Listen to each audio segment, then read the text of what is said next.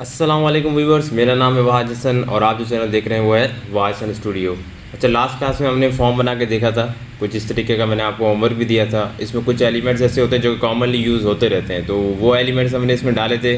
जैसे कि input type हमारा कुछ टेक्स्ट था, उसके अलावा हमारे पास इनपुट टाइप बहुत सारे थे, वो हमने डाल के यहाँ पे चेक किए थे फॉर्म्स के अंदर। ठीक है, और अब यहाँ पे कुछ और भी चीज़ें होती हैं हमारे पास, इनपुट टाइप बटन वगैरह, चेक बॉक्स वगैरह हमने देखा था, पासवर्ड देखा था, रेडियो बटन देखा था। तो इसके अलावा भी हमारे पास for example input type email, input type colour वगैरह भी यूज़ होते रहते हैं। मैं आपको दिखाता हूँ किस तरीके से होते हैं। पहले हम HTML की एक फ़ाइल बनाते हैं। उस HTML फाइल बनाने के लिए क्या करना पड़ता है, नोटपैड हमें खोलना पड़ता है। और नोटपैड खोलने के बाद हमें किस तरह से करना है, सेव कंट्रोल S करते हैं, सेव। और उसके बाद यहाँ पे हम डेस्कटॉप पे अपना रख रहे हैं सारा स्टफ़, क्योंकि हमने बाकी सारी फाइलें भी डेस्कटॉप पर रखी हैं, इसलिए हम सारी फाइलें हम डेस्कटॉप पे ही सेव करें फ़िलहाल। अच्छा, यहाँ पे कोई भी इसका नाम दे दें, फॉर एग्जांपल फॉर्म प्रैक्टिस या लेक्चर 4 प्रैक्टिस। तो अभी लेक्चर 4 की बात कर रहे हैं, तो मैंने लेक्चर 4.html लिख दिया फॉर एग्जांपल, और डेस्कटॉप पे क्लिक करके ऑल फाइल सेलेक्ट करके यहाँ पे हमने सेव कर दिया। ठीक है, अब ये हमारी एक फ़ाइल सेव हो गई होगी और ये आ भी गई होगी हमारे डेस्कटॉप के ऊपर। अगर आप देखेंगे तो ये आ गई लेक्चर। अभी इसके अंदर कुछ भी नहीं है, तो यहाँ पे भी कुछ भी शो नहीं हो रहा। तो अभी हम थोड़ी सी कोडिंग करेंगे और कोडिंग करके देखेंगे कि किस तरीके से ये रिज़ल्ट शो करता है, जो कि हम अभी पढ़ रहे हैं। ठीक है, फॉर्म्स के अंदर हम क्या करना चाह रहे हैं, कुछ एक्स्ट्रा एलिमेंट्स भी देखना चाह रहे हैं, इनपुट टाइप्स के एक्स्ट्रा एट्रीब्यूट्स वगैरह भी हम देखेंगे। अच्छा, यहाँ पे अगर हम देखें तो ये हमारे पास यहाँ पे हेड होता है, और इसको हम यहाँ पे करते हैं क्लोज़। यहाँ हेड क्लोज़ हो गया। इसी तरह से बॉडी होता है, ये कर दिया हमने बॉडी, और यहाँ कर दी बॉडी को क्लोज़। ठीक है, तो ये तो हमने कर लिया। इसके दरमियान होता है, हमें पता है, टाइटल। ये टाइटल आ गया, और यहाँ कर दिया टाइटल पे क्लोज़। ठीक है, अब यहाँ पे कोई भी नाम देते हैं, फॉर एग्जांपल लेक्चर 4, मैं भी फिलहाल ये नाम दे रहा हूँ टाइटल में। और बॉडी के अंदर हम क्या कर रहे हैं भाई, बॉडी के अंदर हम रखते हैं इनपुट टाइप्स। ठीक है, इनपुट टाइप डायरेक्टली रखते हैं, उसके लिए हमें क्या करना पड़ता है, फॉर्म रखना पड़ता है। और ये हमने रखा फॉर्म, और फॉर्म को कर दिया क्लोज़। ठीक है, अब यहाँ पे हम रखेंगे इनपुट टाइप्स अपने। तो हमारे पास ये है input type, for example colour, input type email, इस तरह की और भी होती है इनपुट फाइल। अगर आप अपलोड करवाना चाहते हैं अपनी वेबसाइट के ऊपर तो फाइल भी रख सकते हैं। तो बहुत सारी चीज़ें होती हैं, सारी की सारी आपको यहाँ मिल जाएंगी। ये लिंक दी हुई, यहाँ पे आप क्लिक करेंगे तो ये आपको सारी की सारी इस W3 स्कूल्स की इस वेबसाइट के ऊपर आपको मिल जाएंगी। ये सारी डन हुई हुई है यहाँ पे। तो आपको अगर प्रैक्टिस वगैरह करनी है एक्स्ट्रा, तो आप चाहें तो इस पर भी जाकर प्रैक्टिस कर सकते हैं। लेकिन जो इंपॉर्टेंट है वो मैंने आपको पढ़ा दी, और एक दो और हैं वो भी आपको आज मैं दिखा देता हूँ। तो इसके अंदर हमारे पास क्या है, इनपुट टाइप एक था हमारे पास, इनपुट टाइप कलर। कभी कभार ऐसा होता है कि आप कलर यूज़ कर रहे होते हो। ठीक है, तो इनपुट टाइप हमारे पास कलर होता है, और एक और इनपुट टाइप भी होता है हमारे पास, यहाँ पे है ये रहे, input type equal to email. अच्छा, ये इन्वर्टेड कॉमा लाजमी दे दिया करें, मैं भूल भी जाऊँ तो आप ज़रूर दिया करें, क्योंकि जब इस फाइल को आप रखेंगे अपने वेब सर्वर के ऊपर तो फिर ये तब एरर आपको देगा, क्योंकि सर्वर इसको समझ नहीं पा रहा होता कि ये क्या चीज़ है। तो अगर वैल्यू आपकी इन्वर्टेड कॉमा में होती है तो वो सर्वर पहचान जाता है कि ये जो इसका एट्रीब्यूट है, इस एट्रीब्यूट की ये वैल्यू है। ठीक है, तो इनपुट टाइप इक्वल टू यहाँ पे हमारे पास ईमेल है। ठीक है, मैं इसके दरमियान BR दे दूँ ताकि आप वाज़ेह फ़र्क देख सकें, अलग अलग लाइनों में ये आए। तो BR दे दिया है मैंने यहाँ पे। अब आगे इसको मैं रिफ़्रेश करता हूँ तो आपको दिखाई पड़ेगी दो चीज़ें आ गई होंगी। एक तो ये ईमेल, अगर मैं यहाँ पे देखें इस तरह रखता हूँ, अब इसका सबमिट बटन हमें रखना पड़ेगा, क्योंकि सबमिट बटन नहीं है तो हमें इसको रखना पड़ेगा। और फॉर्म का एक्शन हम फ़िलहाल रख लेते हैं कि इसी पेज पे आ जाए। ठीक है, तो जब इसी सेम पेज पे रखना हो तो आप इस तरह रख सकते हैं एक्शन, और यहाँ पे नल कुछ भी नहीं है, खाली इन्वर्टेड कॉमास में दे दें। अच्छा, अब यहाँ पे हम इनपुट टाइप सबमिट भी यूज़ कर लेते हैं, ताकि हम सबमिट करा के मैं दिखाऊँ आपको क्या है ईमेल में और टेक्स्ट। इनपुट टाइप टेक्स्ट है, इनपुट टाइप ईमेल में क्या फ़र्क होता है। तो यहाँ पर अगर हम आएँ और यहाँ पर सबमिट लिखें तो एक सबमिट का बटन आ जाएगा, हम जानते हैं। और कंट्रोल S करते हैं, इस वेब पेज वापस आते हैं और चेक करते हैं तो सबमिट का बटन भी आ गया है। तो मैंने थोड़ा जूम कर रखा है, आपके पास कुछ छोटा सा शो हो रहा हो तो परेशान मत होइएगा। अच्छा, अब इनपुट टाइप कलर, ये इनपुट टाइप कलर है भाई, यहाँ से आप कलर सेलेक्ट कर सकते हैं। ओके भाई, फॉर एग्जांपल कहीं भी ऐसा होता है कि आप कलर सिलेक्शन करवाना चाहते हैं, कोई कपड़े की वेबसाइट बना रहा है तो उसमें वो कलर देना चाहते हैं, भाई कौन सा कलर आपको चाहिए, तो इस तरह के इनपुट टाइप कलर में आप दे सकते हैं। और यहाँ पे हमारे पास है, फॉर एग्जांपल मैं डायरेक्ट अब टेक्स्ट लिखता हूँ, जैसे कि वहाज हसन। तो अब यहाँ पे आप देखेंगे मैं सबमिट करूँगा तो आपको ये एरर दे रहा है, ठीक है। थोड़ा सा छोटा कर देता हूँ, तो आप ये देख सकते हैं कि एरर दे रहा है जब मैं सबमिट कर रहा हूँ।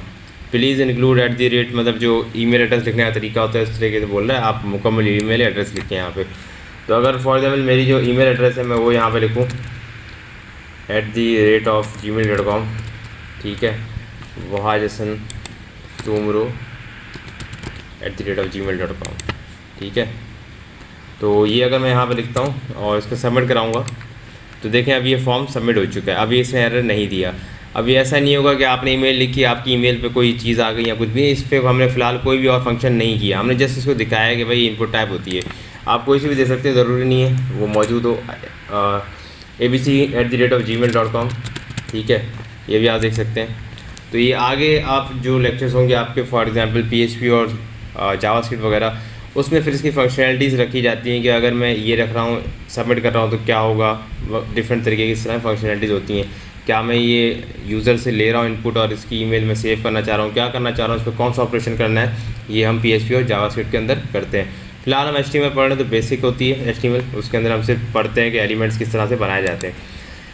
तो ये आप देख सकते हैं, जस्ट इसको लिख देते हैं आप, जिस तरह ये है उसी तरह से आप लिख दें तो आपकी कोई ना कोई चीज़ बन के आ जाती है। फॉर एग्जांपल यहाँ पे और भी हैं, आप इनपुट टाइप को इमेज देना चाहते हैं, कोई अपलोड करवाना चाहते हैं, कोई फाइल अपलोड करवाना चाहते हैं तो वो इसी तरीके से वीक का कैलेंडर है, टेलीफोन नंबर है, टेक्स्ट टाइम है, ये मतलब सारी चीज़ें हैं, आप ये देख सकते हैं। वीडियो बड़ी हो जाएगी अगर मैं सबको यहाँ पे डिटेल में जाऊँगा। तो अभी जो अहम है वो मैंने आपको बता दी है, बाकी इसके अलावा हम और चीज़ें फ़िलहाल नहीं कर रहे हैं इसमें से, ठीक है। ये इनपुट टाइप्स और हम नहीं कर रहे। अच्छा, इसके अलावा हमारे पास इनपुट टाइप के अंदर कुछ और फंक्शनलिटीज़ जो कि एडिशनल होती हैं वो भी होती हैं, जैसे कि रीड ऑनली। अब रीड ऑनली ये जो एट्रीब्यूट है इनपुट टाइप के, आपने ये जो एट्रीब्यूट्स पढ़े इसके ये वैल्यूज़ आप डिफरेंट पढ़ी। अच्छा, मैं आपको पहले बता चुका हूँ ये एलिमेंट होता है भाई, और उसके बाद ये जो होता है इसको हम एट्रीब्यूट या प्रॉपर्टी कहते हैं, और उसके बाद इजिकल टू के राइट हैंड साइड पे हमारे पास क्या होती है, उसकी वैल्यू होती है। तो ये हम लास्ट क्लास में पढ़ चुके हैं, इसको अगर आपने नहीं पढ़ा तो प्रीवियस लेक्चर्स देख लीजिएगा। खैर, तो रीड ऑनली जो है ये एट्रीब्यूट क्या है, मतलब अगर मैं एक किसी इनपुट टाइप के अंदर रीड ऑनली का इस्तेमाल करता हूँ, एक एट्रीब्यूट इस्तेमाल करता हूँ, एट्रीब्यूट हमारी एडिशनल फंक्शनलिटी देता है, तो वो क्या करेगा।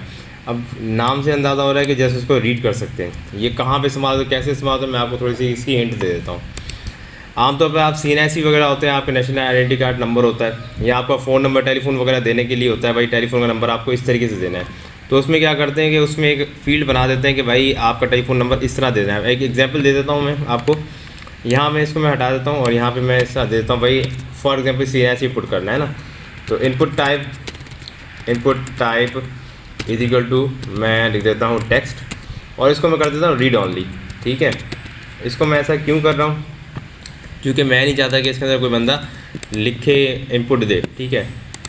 अभी आप देख सकते हैं यहाँ पे मैं इसको कुछ भी नहीं लिख कर पा रहा, ठीक है। तो ये इसकी एक ख़ास बात है कि रीड ऑनली क्या करता है कि इनपुट नहीं लेता, उसको इनपुट को रोक देता है, जस्ट रीडर उसको रीड कर सकता है, ठीक है।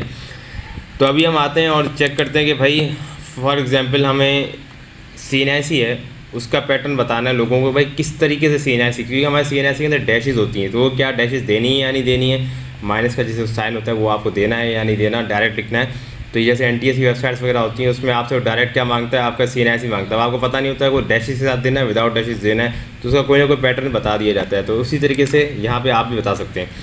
तो यहाँ पे आपने जब रीड ऑनली कर दी, इसकी एक और होता है आपके पास, इसका एक और एट्रीब्यूट भी वैल्यू। अब वैल्यू में आप बता दें किस तरह की वैल्यू। फॉर एग्जांपल मैं CNIC लिखता हूँ, एग्जैक्टली लिख रहा मैं चेंज लिख रहा हूँ। अब फॉर एग्जांपल 45504 इस तरीके के मैं कर लेता हूँ, ठीक है। ये हमने इसको थोड़ा सा जूम कर लेता हूँ। तो एक फॉर एग्जांपल ये मेरी CNIC हो गई, ठीक है, जो कि है नहीं, परेशान मत होइएगा।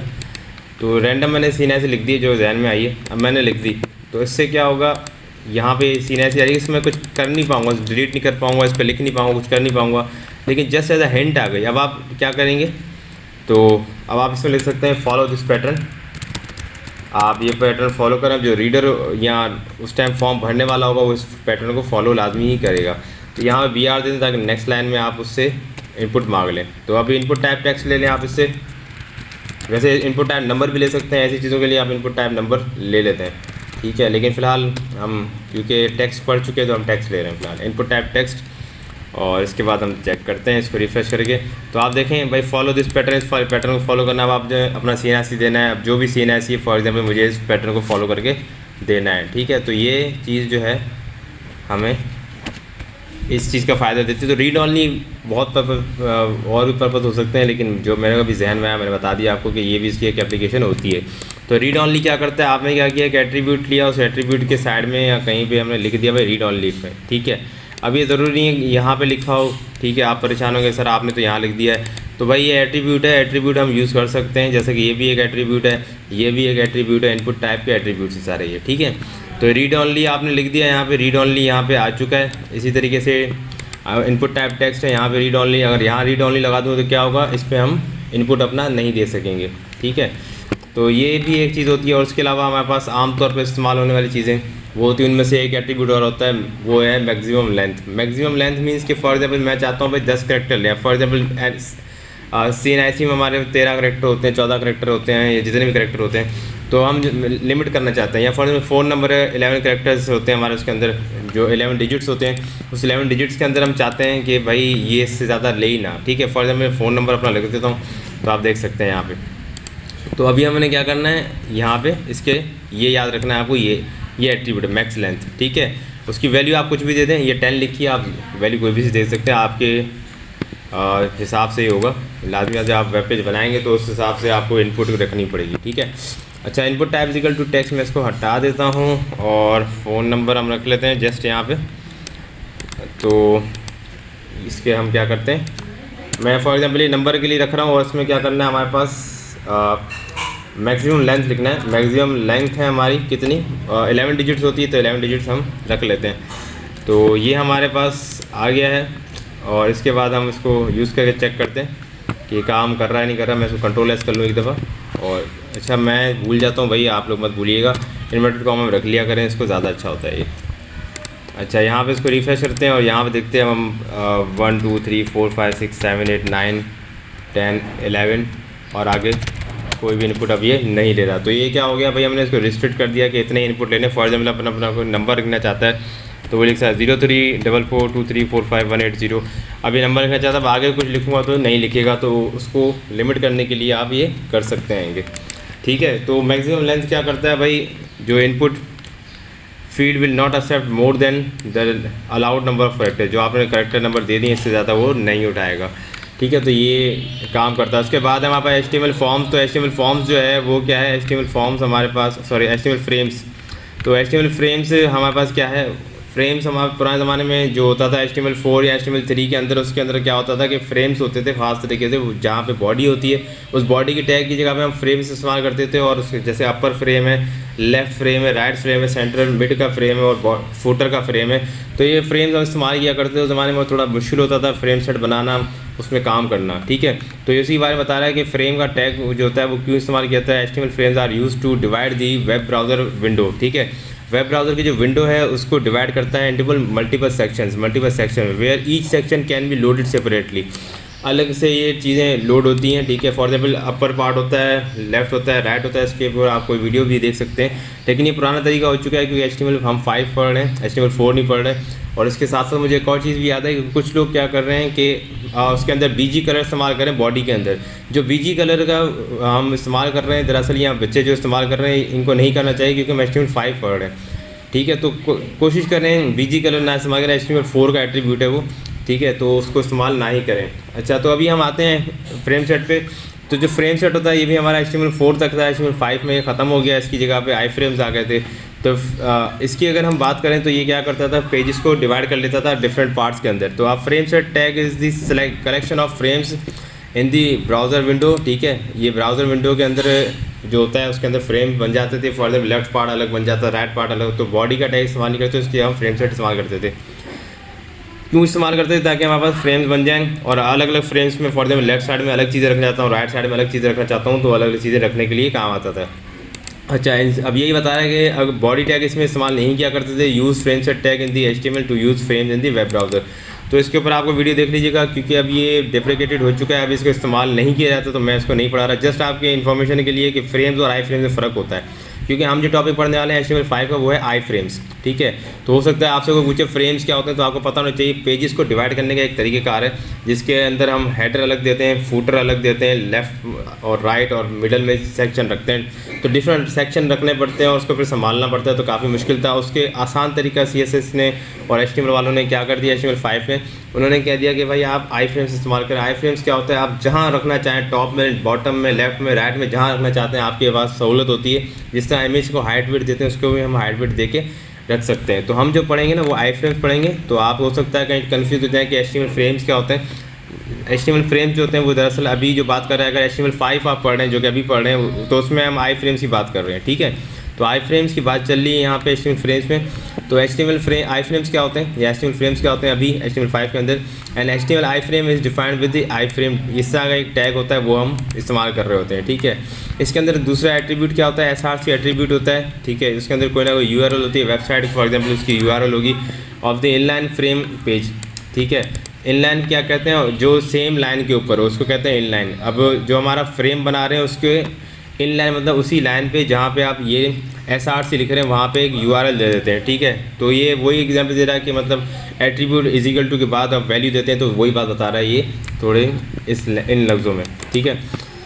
अच्छा, यूज़ दी हाइट एट्रीब्यूट करते हैं, जैसे कि पिक्चर को साइज़ देते हैं उस तरह भी इसको भी साइज़ दे सकते हैं और अपने हिसाब से रख सकते हैं। इसकी हम प्रैक्टिस करते हैं अभी आई फ्रेम की। अच्छा, आई फ्रेम पे हम क्या करते हैं अपनी, क्योंकि मेरी एक वीडियो बनी हुई है तो मैं अपनी वीडियो को यूट्यूब से उठा के उसमें डालता हूँ। तो इसके लिए हमें क्या करना पड़ता है, यूट्यूब पे जाना पड़ता है और यूट्यूब पे जाने के बाद लिखना पड़ता है वायसन स्टूडियो, जो कि मेरा ये चैनल का नाम यहाँ पे मेंशन्ड है। ये चैनल आ जाएगा आपके सामने और आपने इस पर क्लिक करना है। क्लिक करने के बाद अब ज़रूरी नहीं आपके पास अपना चैनल होंगे, लाजमी आता है अपनी वेबसाइट के ऊपर आप अपनी लाजमी वीडियोज़ रखेंगे, मेरी वीडियोज़ तो नहीं रखेंगे। तो खैर इस पर आप क्लिक करेंगे। क्लिक करने के बाद आपके पास क्या होगा, ये कोड आपको मिल जाएगा यहाँ से एम्बेड करने के लिए, ठीक है। अब ये है हमारे पास, तो हमारे पास इसका कोड मिल जाता है। तो ये है एम्बेड कोड, इसको आप एम्बेड कोड को पकड़ेंगे, यहाँ से कॉपी करेंगे, राइट क्लिक करेंगे इसी के ऊपर और यहाँ से कॉपी करेंगे। कॉपी करने के बाद तो क्या करना है आपने, अब आप यहाँ रखना चाहते हैं, फॉर एग्जाम्पल आपका वेब पेज, आप अभी सारी वीडियोस रखना चाहते हो तो एक एक करके आपने कॉपी करना पड़ेगा और यहाँ पे आके आपको अपनी इस कोडिंग के अंदर पेस्ट करना पड़ेगा। अब क्योंकि हम फॉर्म्स इस्तेमाल नहीं कर रहे तो मैं इसको डिलीट कर रहा हूँ और इसको पेस्ट कर रहा हूँ। तो आप देखें यहाँ पे आई फ्रेम के अंदर आ गया। आई फ्रेम हमारे पास इस्तेमाल हो रहा है, उसकी विड्थ 853 480 आ रही फ़िलहाल, जो बाय डिफ़ॉल्ट है वही मैं रख रहा हूँ। और उसके बाद ये HTTPS वगैरह, ये मेरी वो लिंक वगैरह बता रहा है कि मेरी लिंक कहाँ से उठाई गई है, वो इसने यहाँ पे मेंशन कर दी है। तो फिलहाल हम आते हैं इसको रिफ़्रेश करते हैं। तो आपको रिफ़्रेश करने के बाद ये दिखाई पड़ेगा कि मेरी एक तरह की जो वीडियो थी वो यहाँ पे आ चुकी है मेरे वेब पेज के ऊपर। अच्छा, अब एक और चीज़ कि ज़रूरी नहीं है आप इतनी बड़ी रखें, आप इसको छोटा भी कर सकते हैं। तो इसको भाई आप फॉर एग्जाम्पल रखना चाहते हैं 500 रखना चाहते हैं, सॉरी 5000 हो गया, 500 रखना चाहते हैं और इसको आप रखना चाहते हैं हाइट को फॉर एग्जाम्पल 250, मैं एक एग्जाम्पल के तौर पे दे रहा हूँ। तो अगर मैं यहाँ पे रिफ़्रेश करूँ तो आप देख सकते हैं ये थोड़ा सा छोटा हो गया पहले की पर, ठीक है। तो जो हमने साइज़ को चेंज किया, तो साइज़ को चेंज करने के बाद आपने इस पर नोट किया तो ये चेंज हो गया। तो इस तरीके से आप अपनी वेबसाइट के ऊपर अपने जो वीडियोज़ हैं वो भी यहाँ पे रख सकते हैं, ठीक है। और यहाँ पे आते हैं गूगल फॉर्म्स को इस्तेमाल करते हैं। फ़िलहाल मैं अपना गूगल फॉर्म यहाँ पे रखा आके आपको दिखा देता हूँ। ये गूगल फॉर्म वगैरह क्योंकि मैंने खुद लोड किए, मैं अपने पास मैं रखता रहता हूँ। तो इसको मैं इस पर कर देता हूँ, यहाँ पे ऐसे कर लेते हैं और यहाँ पे इसको उठा लेते हैं। तो इस तरीके के फॉर्म्स वगैरह अगर रखना चाहें, कोई ऐसी आपकी वेबसाइट बनी हुई जिसमें फॉर्म्स वगैरह हैं, कोई चीज़ें, तो आप यहाँ पे रख सकते हैं। आपने क्या करना है, जस्ट जाने के बाद यहाँ पे इसको रख देना है, ठीक है। तो ये SRC में आपने अपने फॉर्म का लिंक दे दिया तो वो आपके पास लोड हो गया। इस तरह से आप डिफरेंट एलिमेंट्स को भी यहाँ पे मेंशन कर सकते हैं। तो हमने वीडियो भी रख के देखी, एक अपना फॉर्म भी रख के देखा, तो ये सब चीज़ें आप लोग कर सकते हैं। तो नेक्स्ट चीज़ हमारे पास, अच्छा आई फ्रेम के मैं बता रहा था फंक्शन। तो आप देखें एक मेरा फॉर्म यहाँ खुला हुआ है, आप चाहें तो इसे मल्टीपल फॉर्म्स भी खोल सकते हैं। तो फ्रेम्स और आई फ्रेम में तो आपको फ़र्क बताना चाह रहा था वो देख लें तो आपको अंदाज़ा हो जाएगा। मैं इसके यहाँ पे एक और रख लेता हूँ, इसके यहाँ पे एक और रख लेता हूँ, Ctrl+S, और मैं यहाँ पे आकर रिफ़्रेश करता हूँ। रिफ़्रेश करके चेक करता हूँ तो आप देखें ये भी फॉर्म लोड हुआ है, यहाँ पे ये भी हुआ है, ये भी हुआ है। अब इसकी मल्टीपल हम हाइट विड्थ भी रख सकते हैं, इसकी अलग, इसकी अलग, इसकी अलग, मेरी मर्ज़ी में जिस तरह भी रखना चाहूँ, ठीक है। तो अगर इसको हम थोड़ा सा विड्थ में छोटा कर दें, यहाँ पे 300 कर लेते हैं तीनों को ही यहाँ पे इस तरीके से, ठीक है। और इसकी हाइट हम थोड़ी सी बढ़ा लेते हैं, फॉर एग्जांपल यहाँ पे हम कर देते हैं 400 और यहाँ पे भी हम 400 कर लेते हैं और यहाँ पे भी हम कर लेते हैं 400। तो यहाँ पे अगर हमने ये चीज़ें कर ली, Ctrl+S करते हैं, रिफ़्रेश करते हैं, तो देखें ये एक ही आपके जो लाइन थी एक ही लाइन में तीनों आ गए। तो इस तरीके से आप डिफरेंट चीज़ें इसमें कर सकते हैं। तो फ्रेम्स और आई फ्रेम का फ़र्क क्या है, आई फ्रेम्स जो हैं वो आपके बहुत ज़्यादा फ्लेक्सिबल होते हैं, आप जहाँ रखना चाहें वेब पेज में रख सकते हैं ये। और दूसरी बात, जो फ्रेम है, जो फ्रेम सेट हम पहले पढ़ रहे थे, उसमें क्या होता था कि भाई आपने अगर अपर वर्जन में रखना है तो उसके लिए आपको क्या करना पड़ेगा, एक अलग से फ्रेम सेट बनाना पड़ेगा हेडर के नाम से, या किसी भी एक अलग डिफरेंट आप अपनी नाम दे सकते हैं। उस फ्रेम सेट को बताएंगे भाई ये यहाँ पे आएगा और ये टॉप पे आएगा, तो जो भी टॉप पे चीज़ें रखनी है उसके लिए आपने क्या करना पड़ेगा, अपना एक फ्रेम सेट बना के रखना पड़ेगा कि भाई ये चीज़ें टॉप पे आएंगी। लेफ्ट में कोई चीज़ें देना चाहते हैं तो फिर एक फ्रेम सेट बनाएंगे रखेंगे। तो ये चीज़ें पुरानी हो गई, तो उन्होंने HTML ने सोचा कि भाई इसको हम एडवांस करें, चीज़ों को आसान करेंगे।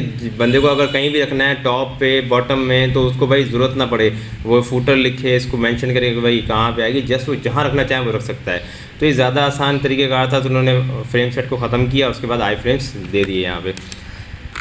अच्छा, उसके बाद हमारे पास मल्टीमीडिया है। मल्टीमीडिया के अंदर अभी हम देख चुके हैं किस तरीके से हम यूज़ करते हैं। अच्छा, मल्टीमीडिया क्या होती है, फिलहाल तो हमने यूट्यूब की वीडियो रखी है, लेकिन इसके अलावा आप ऑडियो वगैरह साउंड भी रख सकते हैं अपने पास से। आपके पास जो है अगर पड़े हुए हैं तो वो भी आप यहाँ पे रख सकते हैं। तो खैर कैसे रख सकते हैं अभी हम देखेंगे। Multimedia comes in many different formats, काफ़ी फॉर्म लाजमी MP3 MP4 डिफरेंट तरीके के फॉर्मेट्स में मल्टीमीडिया आता है। इमेजेस आती हैं आपकी डिफरेंट फॉर्मेट्स में आती हैं, ठीक है। तो इमेजेस होते हैं, म्यूजिक हो गया, sound, video records, films, animation, बहुत सारी चीज़ें आपके पास मौजूद होती हैं मल्टीमीडिया के अंदर। तो ये रखने के लिए आपने क्या करना होता है वेब पेज के अंदर, वो अभी हम पढ़ते हैं। Web pages often contain multimedia elements of different types and formats, different type of formats के ये हमारे पास मल्टीमीडिया एलिमेंट्स मौजूद होते हैं। इन दिस चैप्टर भाई हम देखेंगे मल्टीमीडिया फॉर्मेट के हम किस तरीके से दे रहे हैं, ठीक है। तो HTML5 वीडियो एंड ऑडियो की बात करेंगे हम। HTML5 में वीडियो और ऑडियो हमारे पास और उसके कुछ कंट्रोल्स और उसके सोर्स वगैरह होते हैं, तो कैसे रखते हैं, क्या करते हैं, वो अभी हम देखते हैं। तो इसको पढ़ लेते हैं पहले। Before HTML5 audio and video files could only be played in web browser with a plugin. एक प्लगइन होता था फ्लैश, अब आपको पता है या नहीं, लेकिन मेरे ज़माने के अंदर भाई होता था, बड़ा प्रॉब्लम होता था। जब आपको कोई भी एनिमेशन फाइल रन करनी है, कोई फाइल वो डायरेक्ट रन होती नहीं थी, उसके लिए क्या करना पड़ता था भाई, पहले फ्लैश 5। तो मैक्रोन मीडिया फ्लैश 5 का वो एक प्लगइन हम आमतौर पर डाउनलोड करते थे, फिर वो रखते थे। एडोब फ्लैश का हम रखते थे भाई, उसको हम डाउनलोड करते थे। तो हमारे ज़माने में तो ऐसा होता था, अब के ज़माने में ये चीज़ें खत्म हो गई, बाय डिफ़ॉल्ट वेब ब्राउज़र्स के अंदर प्लगइन्स आ रहे होते हैं। अच्छा, तो HTML5 के अंदर अगर आप वीडियो रखना चाहते हैं तो आपको कौन सा टैग इस्तेमाल करना है वीडियो का, और ऑडियो को रखना चाहते हैं तो कौन सा एलिमेंट रखना पड़ेगा, वो है ऑडियो का। इस तरह लिखना पड़ेगा, ये आपको स्टार्टिंग और एंडिंग देना पड़ेगा दोनों का, तो एलिमेंट है ये, ठीक है। तो अगर आपने वीडियो रखनी है तो वीडियो का एलिमेंट, ऑडियो रखने तो ऑडियो का एलिमेंट आपने देना है। ये क्या है, स्टैंडर्ड वे है to embed video and audio in a web page, ठीक है। वीडियो और ऑडियो को रखने का आसान तरीका है, या स्टैंडर्ड तरीका समझें कि आपने वीडियो लिखा वीडियो आ गई, ऑडियो लिखा ऑडियो आ गई, ठीक है। The controls attribute add video audio controls like play, pause and volume. For example आपको पता है कि जब आप वीडियो भी चलाते हैं, यूट्यूब वगैरह कहीं पर भी चलाते हैं, तो उसके पास आपके पास पॉज का ऑप्शन आता है वगैरह वगैरह। लेकिन कहीं कहीं ऐसा होता है कि आपकी वीडियो डायरेक्ट चल पड़ती हैं, ठीक है। वो मतलब आपने जैसे पेज क्लिक किया तो ऑटोमेटिकली वीडियो प्ले हो रही होती है। तो ये बता रहा है कि इस तरह से आप कंट्रोल रख भी सकते हैं, आप चाहें तो डायरेक्ट उसको छोड़ दें, वो ऑटोमेटिकली प्ले भी हो सकती है। The source element allow you to specify alternative. अब फॉर एग्जांपल आपके पास जो सोर्स एलिमेंट है वो अल्टरनेटिव प्रोवाइड करता है कि भाई मैं फ़ाइल जो है video audio file which the browser में चूज़ फ्रॉम, ठीक है, कि हमारा जो वेब ब्राउज़र है वो कहाँ से चूज़ करेगा, हो सकता है वो हमारा इंटरनेट से, या मे बी फ्रॉम कंप्यूटर, जो मेरा ऑफलाइन मेरे कंप्यूटर के अंदर चीज़ें पड़ी हुई वहाँ से भी हो सकता है एक्सेस कर रहा हो। तो सोर्स क्या होता है, ये चीज़ होती है कि ज़रिया जिसे कहते हैं, भाई ज़रिया कौन सा है, इंटरनेट है या हमारा ऑफलाइन है, ठीक है। ये बता रहा है the web browser will use the first recognised format. अब अगर आप डिफरेंट फॉर्मेट देते हैं तो उसके अंदर फर्स्ट फॉर्मेट ये देता है। अब ये चीज़ें ख़त्म हो चुकी हैं, हम डिफरेंट फॉर्मेट देते ही नहीं है दरअसल। अब हम उसको कोई सा फॉर्मेट देते हैं, वेब ब्राउज़र खुद ही बहुत समझ के उसको चला देता है। पहले ज़माने में होता था डिफरेंट फॉर्मेट देने पड़ते थे, जैसे आपने एक वीडियो रखी तो सोर्स के अंदर आपने ideas.mp4 रखा, तो ideas. दूसरी आपका MPEG4 है वो रखा, डिफरेंट फॉर्मेट। अपनी वो ज़रूरत नहीं पड़ती, अब आपने डायरेक्ट बस ये लेके देना है जो भी आपके पास फाइल है, जिस तरह की फाइल है, ठीक है, WMV फाइल है, कोई सी भी फाइल है, आपने जस्ट यहाँ पे लिख देना है। तो वेब ब्राउज़र सब इतने इंटेलिजेंट हो गए, वो ऑटोमेटिकली इसको समझ जाते हैं। तो HTML5 वीडियो की अगर हम बात करें, वीडियो रखने का तरीक़ाकार क्या है, हमने क्या देखा था कि एक एलिमेंट होता है वीडियो का, ठीक है, वीडियो एलिमेंट होता है, और उसके अंदर हमारे पास क्या होता है, एक सोर्स हम इस्तेमाल कर रहे होते हैं, सोर्स का एलिमेंट इस्तेमाल कर रहे होते हैं, और उसके अंदर हम क्या करते हैं, SRC, जैसे इमेज के अंदर करते हैं, इमेज SRC, इमेज का सोर्स क्या है भाई। दूसरे अब यहाँ पे ideas.mp4 है, मैं देखूँ मेरे पास कौन सी अगर पड़ी हुई है यहाँ पे ये एक वीडियो पड़ी हुई है तो मैं इसको रखने की कोशिश करता हूँ। ठीक है, तो इसका नाम मैं कॉपी कर लेता हूँ। पहले नाम कॉपी कर लिया, अगर ज़्यादा आसान हो जाता है। अगर यहाँ से आप कॉपी नहीं हो रहा या यहाँ नहीं कर पा रहे तो राइट क्लिक करें, राइट क्लिक करने प्रॉपर्टीज़ में आए, प्रॉपर्टीज़ में आने के बाद ये एज इट इज़ यहाँ से कॉपी कर लें। ठीक है, और अगर यहाँ पे .mp4 नहीं लगा हुआ तो आप लगा लें। कभी कभार ऐसा होता है कुछ जो पीसीज होते हैं उसके ऊपर ये लगा हुआ नहीं होता, जैसे ये नाम लिखा होता है mp4 यहाँ पे मेंशन होता है। ठीक है, तो आपने क्या करना है WD ये पूरा लेक्चर का नाम ऐसे कॉपी करके और जहाँ पे आप पेस्ट करेंगे वहाँ .mp4 ज़रूर लगा लीजिएगा। तीनों तो ये तीनों तरीके से आपके पास अवेलेबल होता है। तो फिलहाल हम इसको कैंसिल कर लेते हैं और यहाँ पे आते हैं हम अपने वेब पेज के ऊपर। तो अभी हमने क्या पढ़ा है उसको हम देखते हैं, स्पेसिफाई करते हैं। यहाँ पे आते हैं, हमने पढ़ा कि भाई वीडियो का एक एलिमेंट होता है। ठीक है, और यहाँ पे हम आते हैं, इसको क्लोज़ करते हैं और इसके अंदर हमने सोर्स का पढ़ा कि भाई सोर्स हमारे पास क्या होता है, SOURC सोर्स हमारे पास SRC। ठीक है, तो जैसे इमेज सोर्स लिखते हैं तो इस तरह सोर्स और SRC लिखते हैं कि इसका सोर्स क्या है। और अभी हमारे पास ये ऑफलाइन फाइल पड़ी है तो आप इसको ऑफलाइन रख लें। ठीक है, और .mp4 अगर आपके पास नहीं लगा हुआ है तो आप .mp4 लिख लें और याद रखिएगा इसके अंदर रखिएगा तो ज़्यादा आपके लिए आसानी होगी, नहीं तो फिर ये आपके डिफरेंट एरर देगा, यहाँ लोड ही नहीं होगा। तो फिलहाल हम इसको आगे रिफ़्रेश करते हैं तो ये हमारे पास वो वीडियो आ जाती है। अब क्योंकि हमारे पास कंट्रोल नहीं है तो उसको प्ले नहीं कर सकते, तो इसके लिए हमें क्या करना पड़ेगा, इसके कंट्रोल्स रखने पड़ेंगे। तो कंट्रोल्स आप रखेंगे यहाँ पे, कंट्रोल एस करेंगे और रिफ़्रेश करेंगे तो अब देखेंगे कंट्रोल्स हमारे पास आ गए। मैं चाहूँ तो इसको प्ले भी कर सकता हूँ और मैं चाहूँ तो इसको पॉज भी कर सकता हूँ। तो ये कुछ कंट्रोल्स हमारे पास इसमें आ जाते हैं। ठीक है, ये साउंड का कंट्रोल भी अगर आप देख पा रहे हो तो यहाँ पर आ रहा होगा। ठीक है, तो मैं इसको थोड़ा सा जूम आउट कर देता हूँ तो आप देख पाएंगे। तो ये साउंड का भी हमारे पास ऑप्शन आ रहा होता है, हम साउंड देना चाहें नहीं देना चाहें, फुल स्क्रीन देखना चाहें तो वो भी कर सकते हैं, तो फुल स्क्रीन आ जाता है। ठीक है, तो ये सब चीज़ें यहाँ पे मौजूद हैं बिकॉज ऑफ कंट्रोल्स। जब मैंने कंट्रोल्स लिखा तो आई, अगर मैं कंट्रोल्स यहाँ से हटा देता हूँ ये चीज़ें नहीं आती हैं। तो कंट्रोल एस किया, चेक किया कि भाई ऐसा है यानी वाकई में ऐसा है कि अब जब कंट्रोल हटा देता हूँ ये चीज़ें नहीं आती। अच्छा, इसी में हमारे पास आगे हम पढ़ते हैं तो हाइट और विड्थ होती है। आप इसकी भी हाइट और विड्थ जैसे इमेज की हाइट और विड्थ होती है इसको भी दे सकते हैं, तो मैं इसको फिलहाल नहीं कर रहा। या आप खुद देख लीजिएगा हाइट और विड्थ देख करके कि हाइट विड्थ से क्या फ़र्क पड़ता है। जैसे इमेज की साइज़ हम बड़ी छोटी करते हैं तो आप अपने वीडियो को किस तरीके से रखना चाहते हैं, कितनी हाइट और कितनी विड्थ देना चाहते हैं ये आप इसमें बता सकते हैं। तो खैर कंट्रोल्स का क्या काम होता है, हमें कंट्रोल्स देता है ताकि हम प्ले और पॉज कर सकें। एक होता है ऑटो प्ले। ऑटो प्ले क्या करता है, जैसे ही आप वेब पेज पे आते हैं तो आपको जो वीडियो है ऑटो प्ले पे मिल जाती है। ये सारे जो वेब ब्राउज़र्स हैं सारे के सारे नहीं सपोर्ट करते। मेरा टॉर्च हो सकता है इसको सपोर्ट करे या ना करे, लेकिन चेक करते हैं इसको। ये ऑटो प्ले की फंक्शनलिटी हमारे पास कम आती है। ठीक है, लेकिन चेक करते हैं एक दफ़ा, कंट्रोल एस करते हैं ऑटो प्ले पे और अब चेक करते हैं कि हमारी वीडियो ऑटो प्ले हो रही है या नहीं हो रही है। तो ऑटो प्ले नहीं हो रही तो हम इस पर आते हैं, यहाँ पे इसको रन करते हैं, सॉरी इसको नहीं, अपनी जो फाइल है इस वाली फ़ाइल को हम क्या करते हैं ओपन विथ करके चेक करते हैं। इंटरनेट एक्सप्लोरर या माइक्रोसॉफ्ट एज वगैरह चेक करें कि इन पे चल रही है। ऐसे डायरेक्ट हम अगर लोड करते हैं इसी फाइल को अपनी वाली को टॉर्च के थ्रू, जो वेब ब्राउज़र है उसकी जगह मैं अगर इसमें इस्तेमाल करूँ तो ये देखें बिल्कुल वाकई में रन हो रहा है। ठीक है, तो ऑटो प्ले में कोई, हालांकि हमने कंट्रोल्स नहीं दिए हुए तो इसको रोक नहीं सकते, इसको पॉज नहीं कर सकते, ये वीडियो चलती रहेगी। तो अगर आपको इन्फोर्सली भाई किसी को वीडियो दिखानी हो तो आप ये तरीका इस्तेमाल कर सकते हैं। ठीक है, तो अगर आप यहाँ पे कंट्रोल्स दे देंगे इसके अंदर तो आप देखेंगे यहाँ पे कि इसके कंट्रोल्स भी आ जाएंगे। तो डिपेंड करता है आपके पेज की फंक्शन कि आप किस तरीके के पेज की फंक्शनलिटी देना चाहते हैं। सॉरी, मैं इसमें आता हूँ इंटरनेट एक्सप्लोरर में, तो अभी इसमें कोई भी नहीं आया तो रिफ्रेश करके चेक करते हैं कि कंट्रोल्स आते हैं जी। अब हमारे कंट्रोल्स आ चुके हैं, अब अपनी मर्ज़ी से हम चाहें तो, अब क्योंकि बाय डिफ़ॉल्ट ऑटो प्ले पता है प्ले हो गया है।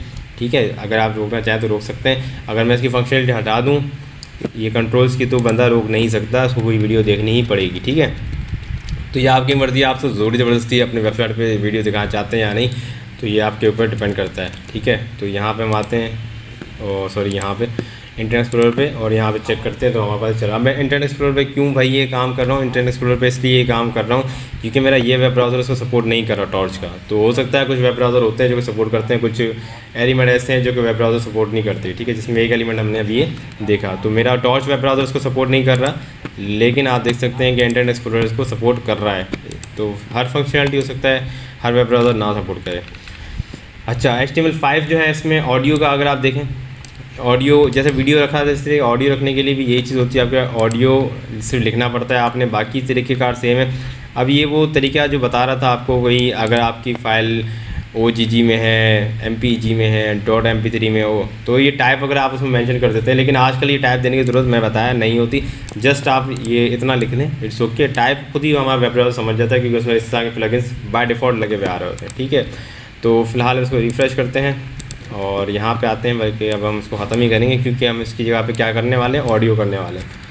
तो ऑडियो करने वाले हैं, ऑटो प्ले को हटा देंगे क्योंकि हमारे ऑटो प्ले फंक्शनलिटी मेरे टॉर्च ब्राउज़र पे काम नहीं कर रही है। और इसको भी हम ऐसे करते हैं और चेक करते हैं। अब यहाँ पे हमारे पास देखें कोई फ़ाइल है, मैंने ऑलरेडी रखी हुई। आपके पास अगर आपके पास फ़ाइल हो तो आप ये नहीं कि कंप्यूटर में किसी जगह भी पढ़िए, डेफिनेटली आपकी फ़ाइल कहाँ पड़ी होनी चाहिए, आपकी डेस्कटॉप पे फ़ाइल पड़ी होनी चाहिए, ताकि आपकी ये जो फाइल है HTML की फ़ाइल उसको एक्सेस करेगी। क्योंकि HTML की फ़ाइल भी डेस्कटॉप पे है, वो भी अगर आप फोल्डर में रख रहे हैं, किसी भी फोल्डर में XYZ फोल्डर में रखते हैं HTML की फ़ाइल को, तो आपको वो जो ये वीडियो और ऑडियो की फ़ाइल है वो भी वहाँ पे रखनी पड़ेंगी ताकि वो उसको एक्सेस कर सके, नहीं तो एक्सेस करने में मुश्किल होगी, ठीक है। तो अभी हमने देखा कि हमारे पास ये फ़ाइल मौजूद है यहाँ पे। एक उसको हम कोशिश करते हैं, जाते हैं, राइट क्लिक करते हैं, प्रॉपर्टीज़ में जाते हैं और ये नाम इसका मेंशन है यहाँ पे, ठीक है।